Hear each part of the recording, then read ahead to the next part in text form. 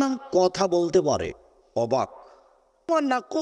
জাহান্নাম, যেদিন আল্লাহ তাআলা জাহান্নামকে বলবেন হালিম তালাতে, তুমি কি পূর্ণ? তখন জাহান্নাম বলবে হালবে মাজিদ, আর কি কিছু আছে? এই যে জাহান্নাম কথা বলতে পারে। আবু মুসা আশআরী রাদিয়াল্লাহু তাআলা আনহু বলেন, রাসূল সাল্লাল্লাহু আলাইহি সাল্লাম বলেছেন, লাতাজুলু ইলকা জাহান্নাম, জাহান্নামকে জাহান্নামে নিক্ষেপ করা হবে, জাহান্নামে মানুষকে দিতে থাকবে, আর জাহান্নাম বলবে হালবি মাজিদ, আর কি কিছু আছে? হালবি মাজিদ, আর কি কিছু আছে?